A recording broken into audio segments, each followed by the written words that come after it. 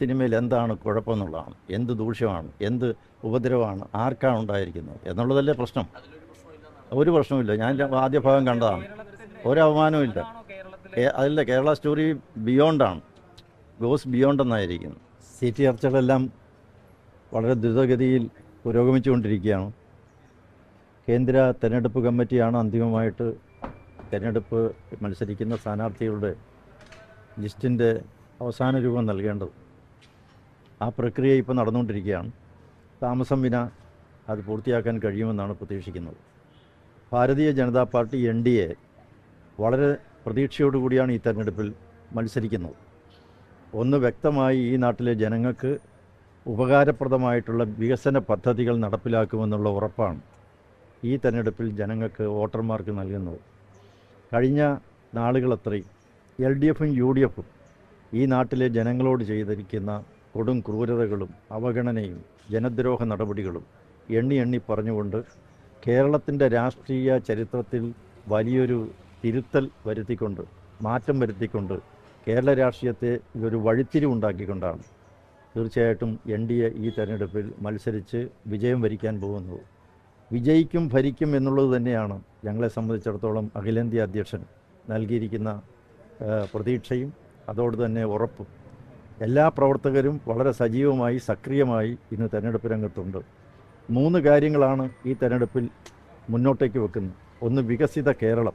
കേരളത്തിന് വികസനം ആവശ്യമാണ്. 70 വർഷക്കാലമായി ഈ കേരളം വികസനത്തിൻ്റെ കാര്യത്തിൽ മുരടിപ്പാണ്. ഒരു രംഗത്തും, കാർഷിക രംഗം, വാണിജ്യ രംഗം, വ്യാപാര രംഗം, വിദ്യാഭ്യാസ രംഗം, എല്ലാ രംഗങ്ങളിലും മുരടിപ്പാണ്. യാതൊരുവിധ കുതിപ്പും ഉണ്ടാക്കാൻ കഴിഞ്ഞിട്ടില്ല. ഒരു വികസിത കേരളം സ്വപ്നം കാണുന്നവരാണ് കേരളത്തിലെ ജനങ്ങൾ. രണ്ടാമത്, വിശ്വാസ സംരക്ഷണം. ഈ കേരളത്തിലെ ജനങ്ങളുടെ വിശ്വാസം ഇന്ന് വ്രണപ്പെട്ടിരിക്കുകയാണ്, ധ്വംസിക്കപ്പെട്ടിരിക്കുകയാണ്. ശബരിമല പോലെയുള്ള വിഷയം ഇന്ന് ജനങ്ങളുടെ ഹൃദയത്തെ ആഴത്തിൽ മുറിവേൽപ്പിച്ചിട്ടുണ്ട്. ഇനി അത് സംഭവിക്കാതിരിക്കണമെങ്കിൽ വിശ്വാസം സംരക്ഷിക്കുമെന്ന് ഉറപ്പ് നൽകുന്ന ഒരു മുന്നണിക്ക് മാത്രമേ കേരളത്തിൽ ഒരു പ്രതീക്ഷ ഉണ്ടാവുകയുള്ളൂ. ജനം അത്ര കണ്ട് ഈ കാര്യങ്ങളെക്കുറിച്ച് വിലയിരുത്താൻ തയ്യാറാവുകയാണ്. വിശ്വാസ സംരക്ഷണം വളരെ പ്രധാനമാണ്. മൂന്നാമത് സംരക്ഷണമാണ്, ഈ സുരക്ഷിതത്വമാണ്. ഈ കേരളത്തിൽ സുരക്ഷ ഉണ്ടാകുന്നില്ല. ഇന്ന് കുട്ടികളുടെ നേരെ, സ്ത്രീകളുടെ നേരെ ഉള്ള അതിക്രമങ്ങൾ വർദ്ധിക്കുന്നു, തീവ്രവാദ പ്രവർത്തനങ്ങൾ ശക്തിപ്പെടുന്നു. ഈ കേരളത്തിലെ ജനങ്ങൾ അരക്ഷിതരാണ്. അവരുടെ സുരക്ഷയെ സംബന്ധിച്ച് ഉത്കണ്ഠയുണ്ട്, അവർക്ക് അങ്ങേയറ്റം പ്രതിഷേധമുണ്ട്, അമർഷമുണ്ട്. ഈ 3 വിഷയങ്ങളും മുന്നോട്ട് വെച്ചുകൊണ്ടാണ് ഈ തെരഞ്ഞെടുപ്പിൽ മത്സരിക്കുന്നത്. അതുപോലെ തന്നെ എല്ലാ വിഭാഗം ജനങ്ങളുടെയും അവരുടെ ആസ്പിറേഷൻസ്, അവരുടെ പ്രതീക്ഷയും പ്രത്യാശയും ഉയർത്തിപ്പിടിച്ചുകൊണ്ടുള്ള കർമ്മപദ്ധതി ഭാരതീയ ജനതാ പാർട്ടി NDA മാനിഫെസ്റ്റോയിലൂടെ ഇന്ന് ജനങ്ങൾക്ക് വാഗ്ദാനം നൽകുകയാണ്. ആ മാനിഫെസ്റ്റോ സംബന്ധിക്കുന്ന ക്രമീകരണ പ്രവർത്തനങ്ങൾ, തയ്യാറെടുപ്പുകൾ എല്ലാം നടത്തിക്കൊണ്ടിരിക്കുകയാണ്. ഒരാഴ്ചയ്ക്കകം അത് പൂർത്തിയാക്കാൻ കഴിയും എന്ന് തന്നെയാണ് വിശ്വസിക്കുന്നത്. പട്ടികജാതി, പട്ടികവർഗ, OBC വിഭാഗങ്ങൾ, ഏതാണ്ട് ഈ കേരളത്തെ സംബന്ധിച്ചിടത്തോളം ഏറ്റവും വലിയ വിഭാഗം ജനങ്ങൾ അവരാണ്. അവരുടെ പ്രതീക്ഷകളുണ്ട്. അവരുടെ എല്ലാവിധ അവകാശങ്ങളും താല്പര്യങ്ങളും ധ്വംസിക്കപ്പെട്ടിരിക്കുകയാണ്. പട്ടികജാതി വിഭാഗം ഇന്ന് വാസ്തവത്തിൽ കേരളത്തിൽ ഏതാണ്ട് കഴിഞ്ഞ 70 വർഷത്തിനകം ഒന്നും നേടിയെടുക്കാൻ അവർക്ക് കഴിഞ്ഞിട്ടില്ല. സാമൂഹിക, സാംസ്കാരിക, കാർഷിക മണ്ഡലങ്ങൾ, വിദ്യാഭ്യാസ രംഗത്തെല്ലാം അവഗണന നേരിടുന്നൊരു സമൂഹമാണ്. സാമ്പത്തികമായ തകർച്ചയിലാണ്. ഇന്നും അവർക്ക് വീടില്ല, അവർക്ക് ഭൂമിയില്ല. 3.5 ലക്ഷത്തോളം ആളുകൾക്ക് ഭൂമിയില്ലാത്തവരാണ്, ഭൂരഹിതരാണ്. ഭൂപരിഷ്കരണ നിയമം തന്നെ പരിഷ്കരിക്കേണ്ടിയിരിക്കുന്നു. ഒരു 2ാം ഭൂപരിഷ്കരണ നിയമം ഉണ്ടാകണം എന്നാഗ്രഹിക്കുന്നവരാണ് ഇവിടുത്തെ പട്ടികജാതി, പിന്നോക്ക ജനവിഭാഗങ്ങളെല്ലാവരും. അതുകൊണ്ട് ആ വിഭാഗം ജനങ്ങളിൽ ഊന്നൽ നൽകിക്കൊണ്ട് ശ്രീനാരായണ ഗുരുദേവൻ്റെയും ചട്ടമ്പി സ്വാമികളുടെയും പണ്ഡിറ്റ് KP കറുപ്പൻ്റെയും അയ്യങ്കാളിയുടെയും ശുഭാനന്ദ ഗുരുദേവൻ്റെയും കുമാരഗുരുദേവൻ്റെയും ബസവേശ്വരൻ്റെയും ഒക്കെ നാമധേയത്തിൽ പിന്നോക്ക ജനവിഭാഗങ്ങളുടെ ഉന്നമനത്തിനാവശ്യമായിട്ടുള്ള കർമ്മ പദ്ധതിക്ക് NDA രൂപം നൽകിയിട്ടുണ്ട്.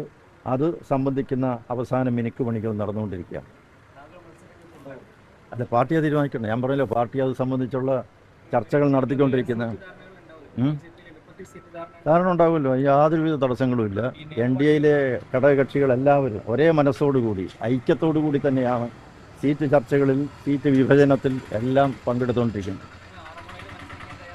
അല്ലത് പാർട്ടിയെ തീരുമാനിക്കണം. ഞാൻ 4 പ്രാവശ്യം മത്സരിച്ചതാണ്. എനിക്ക് മത്സരിക്കണമെന്ന് ഞാൻ ഇന്നേ വരെ പാർട്ടിയോട് പറഞ്ഞിട്ടില്ല. അതെ, പാർട്ടിയാണ് തീരുമാനിക്കേണ്ടത്. പാർട്ടി ഒരു തീരുമാനം പറയട്ടെ. അല്ല, പാർട്ടി തീരുമാനം പറയട്ടെ, അപ്പോൾ നമുക്ക് ചിന്തിച്ചാൽ മതി. അല്ല പാർട്ടി പറയട്ടെ എന്ന് പറയാം. അപ്പം നമ്മൾ തമ്മിൽ കാണാമല്ലോ. ഞാൻ നാട് വിട്ട് പോകത്തില്ലല്ലോ. അല്ല എല്ലാവരും ഞാൻ പറയാം 140 മണ്ഡലങ്ങൾ ഇവിടെ ഉള്ളൂ. എത്രയോ നേതാക്കന്മാരുണ്ട്, എത്രയോ ആളുകളുണ്ട്. അതുകൊണ്ട് പാർട്ടി ഒരു തീരുമാനം എടുത്ത ഘടനയാണ്. പാർട്ടി പറയട്ടെ,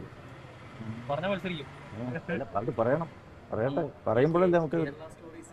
ആ ആ ആ അല്ലാതെ കണ്ടോളും. ഇല്ലില്ല, ജനങ്ങൾ കണ്ടോളും. ഒരു സിനിമ കാണാൻ എത്ര പേർ കാണുന്നുണ്ട് എന്നുള്ളതിന് അറിയുന്നത് എപ്പോഴാണ്? അത് പ്രചാരത്തിലെത്തുമ്പോഴല്ലേ, തിയേറ്ററിൽ എത്തുമ്പോഴല്ലേ. കേരള സ്റ്റോറി ഇതിനു മുമ്പും വന്നതാണല്ലോ. ഇത് 2ാം ഭാഗമല്ലേ. ആ കേരള സ്റ്റോറി 1ാം ഭാഗം ഞാൻ കണ്ടതാണ്. അല്ല അത് സംബന്ധിച്ച ഒത്തിരി വിവാദങ്ങളുണ്ടായി, കോടതി സ്റ്റേ ചെയ്തു, അങ്ങനെയൊക്കെ ഉണ്ടായിരുന്ന ഒരു ആശയക്കുഴപ്പമുണ്ടായിരുന്നു. അതൊക്കെ മാറിക്കോളും. നമുക്ക് എത്ര പേര് കാണുന്നുണ്ടെന്നുള്ളതല്ലോ, ആ സിനിമയിൽ എന്താണ് കുഴപ്പമെന്നുള്ളതാണ്, എന്ത് ദൂഷ്യമാണ്, എന്ത് ഉപദ്രവമാണ്, ആർക്കാണ് ഉണ്ടായിരിക്കുന്നത് എന്നുള്ളതല്ലേ പ്രശ്നം. ഒരു പ്രശ്നവുമില്ല. ഞാൻ ആദ്യ ഭാഗം കണ്ടതാണ്. ഒരു അവമാനവും ഇല്ല. അതല്ല, കേരള സ്റ്റോറി ബിയോണ്ടാണ്, ഗോസ് ബിയോണ്ട് എന്നായിരിക്കുന്നു. എന്താ മതേതരത്തെ എന്താ ബാധിക്കാനുള്ളത്? ഇത് മതേതരത്തിന് ഇങ്ങനെയുള്ള പ്രവർത്തനങ്ങൾ, ഇവിടുത്തെ ലവ് ജിഹാദായിരുന്നാലും നിർബന്ധിത മതപരിവർത്തനമാണെങ്കിലും നടക്കുന്നത് ഇവിടെ മതേതരത്തിന് വിരുദ്ധമാണ്, മതേതര സങ്കല്പങ്ങൾക്ക് വിരുദ്ധമാണ്. അതുണ്ടാകാൻ പാടില്ല. ഇവിടെ എല്ലാ മതവിഭാഗങ്ങളും സ്നേഹത്തോടും സൗഹാർദ്ദത്തോടും ഐക്യത്തോടും കൂടി ജീവിക്കണം. ഒരു മതവിഭാഗം മറ്റൊരു മതവിഭാഗത്തോട് യാതൊരു വിധത്തിലുള്ള വിദ്വേഷവും വെച്ചു കൊടുത്താൻ പാടില്ല.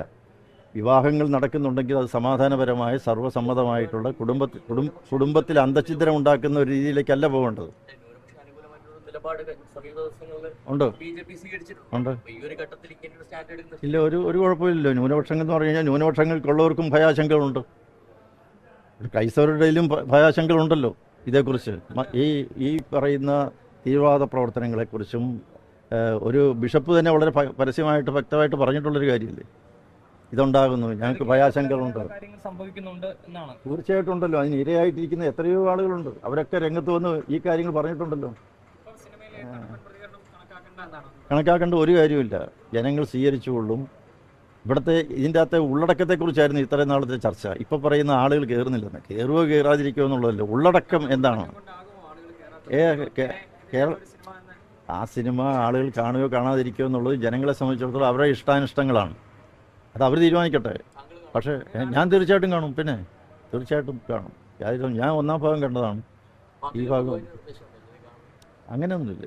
എല്ലാ ഈ സർവ്വ സ്വാതന്ത്ര്യം എല്ലാവർക്കും ഉണ്ട്, കാണാനും കാണാതിരിക്കാനുള്ള സ്വാതന്ത്ര്യം. ഒരു പ്രശ്നമില്ല. ഒരു പ്രശ്നം എനിക്ക് അതിൽ ചൂണ്ടിക്കാണിക്കാനില്ല. കാരണം എത്രയോ ആളുകൾ ഇതിന് ഇരയായിരിക്കുന്ന എത്രയോ ആളുകളുടെ കഥകൾ പുറത്തു വന്നിട്ടുണ്ട്, പുസ്തക രൂപത്തിൽ പുറത്തു വന്നിട്ടുണ്ടല്ലോ. അതൊന്നും നിരോധിച്ചിട്ടില്ലല്ലോ. അതിൽ പറയുന്ന എല്ലാ കാര്യങ്ങളും പുസ്തകമായിട്ട് പുറത്തു വന്നിട്ട് എത്രയോ നാളുകളായി. അതാരും ഇന്നേവരെ നിരോധിച്ചിട്ടില്ല, നിരോധിക്കണമെന്ന് ആരും ആവശ്യപ്പെട്ടിട്ടില്ല. ഉത്തരേന്ത്യയിൽ ഉൾപ്പെടെ നടക്കുന്ന കാര്യങ്ങളാണ് സിനിമയിൽ കാണിക്കുന്നത്. പിന്നെ എന്തുകൊണ്ട് കേരള സ്റ്റോറി എന്നുള്ളത്? കേരള സ്റ്റോറി ഗോസ് ബിയോണ്ട് എന്നായിരിക്കുന്നത്. കേരളത്തിൽ 1ാം ഭാഗം കേരളത്തിലെ സംഭവങ്ങളായിരുന്നു വിശദീകരിച്ചിരുന്നു. ഇത് മറ്റുള്ള സംസ്ഥാനങ്ങളിലും ആയിരിക്കും എന്നുള്ളൊരു മെസ്സേജ് കൊടുക്കുന്നു.